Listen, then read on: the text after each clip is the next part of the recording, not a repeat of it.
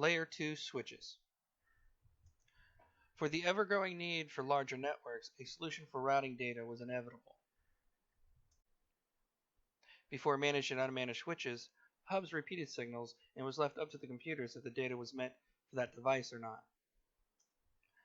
A hub would send data to all computers, which meant someone could possibly read personal data that wasn't meant for them.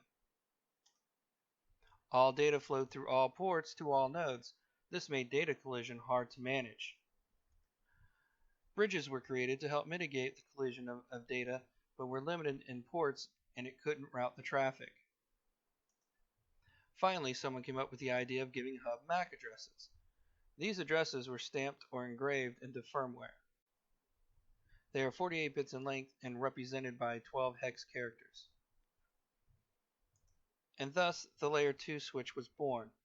Their addresses have common names such as Ethernet address, Layer 2 address, MAC address, hardware address, and to complicate things, the physical address. Even though this is a Layer 2 concept, the physical address is not to be confused with the physical layer. The physical address is still considered a Layer 2 functionality known as data link layer. Now that a switch has an address, their status can be read on your network. It can discern where the traffic can be forwarded to from one hop to the other. This meant you could have one data stream go from one client to the other without being transmitted to all other devices.